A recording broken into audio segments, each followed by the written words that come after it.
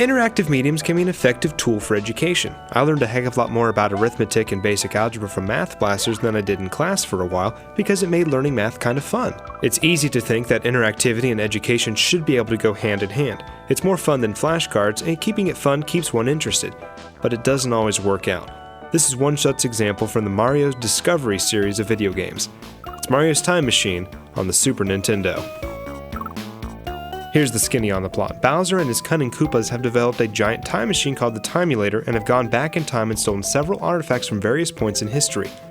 The Declaration of Independence, Joan of Arc's shield, and all sorts of other stuff. Bowser's got it all set up in his castle and taunts Mario about his priceless collection. Mario, who suddenly gets full lines of dialogue in this game, sets out to take the Timulator and return the artifacts.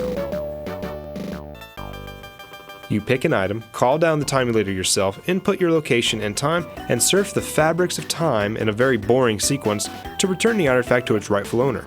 With all this time travel though, someone is going to step on a butterfly somewhere and will really get messed up. And wouldn't Bowser's collection become worthless since he's removed the artifacts from history, making any importance the items had irrelevant? Well, that's not really the issue. Mario can talk to different characters in each time period about the artifact, trying to figure out who it belongs to and what the significance is. You learn this information to fill out the homework for each period of time. Only after filling in all the blank lines can the item be returned and the time period completed.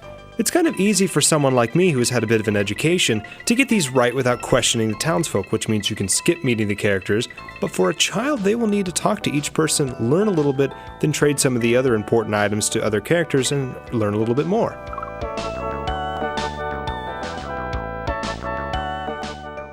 It's kind of cool to have Newton question the physics behind Mario's jumping skill, an action you actually have no reason to use, or to have Mario chew the fat with good old Ben Franklin, but what it all boils down to is a really boring experience. Even if you try to ignore the poor rendition of Mario tunes or ignore the Mario framework this game is based on, Mario's Time Machine is a game that doesn't engage the player in any way a video game should, especially one aimed at teaching kids something. You spend your time trying to surf through a crappy segue to each time period, which is incredibly boring, to trading items with local citizens to learn more so you can do your homework and return the item. Also kind of boring, but rinse and repeat and you have the game.